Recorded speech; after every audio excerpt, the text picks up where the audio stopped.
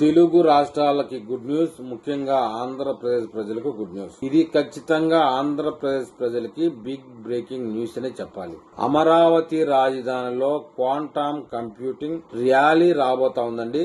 అది ఏ ప్రాంతంలో వస్తుందా అనే విషయం క్లారిటీ రావాలంటే కొంచెం టైం పట్టేట్టుంది. ఆంధ్రప్రదేశ్ లో ఇప్పటికే ఆర్టిఫిషియల్ ఇంటెలిజెన్స్ ఏఐ టూల్ అంటారండి, క్వాంటమ్ కంప్యూటింగ్ మీద పెద్ద ఎత్తున రాష్ట్ర ప్రభుత్వం అయితే దృష్టి పెట్టింది. పోటీగా తెలంగాణ ప్రభుత్వం కూడా మేము కూడా ఆర్టిఫిషియల్ ఇంటెలిజెంట్ అనేది ఆర్టిఫిషియల్ ఇంటెలిజెంట్ సిటీనే ఓపెన్ చేస్తామని చెప్పేసి ప్రకటించింది. ప్రపంచ వ్యాప్తంగా ఆర్టిఫిషియల్ ఇంటెలిజెంట్ 35% ఉపయోగిస్తూ ఉంటే ఆంధ్రప్రదేశ్ లో మాత్రం అది 65%గా ఉంది.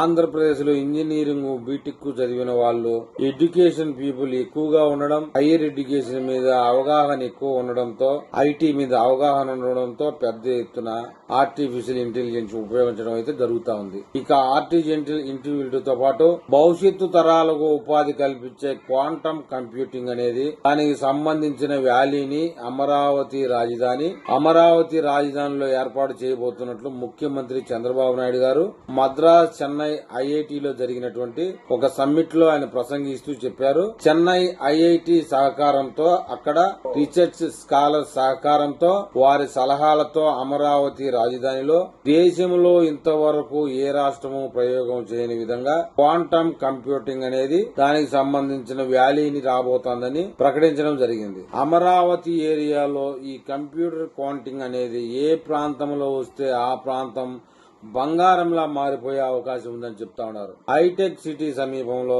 30 సంవత్సరాల కిందట పడిన పునాది ఈ రోజు ఒక సైబరాబాద్ నగరంగా తయారైన విషయం మన తెలుగు వాళ్ళందరికీ తెలిసిందే. హైదరాబాద్ నగరం ఫార్మా నుంచి ఐటీకి, సర్వీస్ సెక్టార్ కి మారి కొత్త రూపు సంతరించుకుంటుందంటే దానికి కారణం హైటెక్ సిటీ అని చెప్పుకోవాలి. అలాంటి పునాదే అమరావతి రాజధానిలో పడబోతోందని చెప్పి, అది ఏ ప్రాంతంలో పడబోతోందని చెప్పేసి మనం మరో వీడియోలో దాన్ని అప్డేట్ తెలుసుకుంటాం.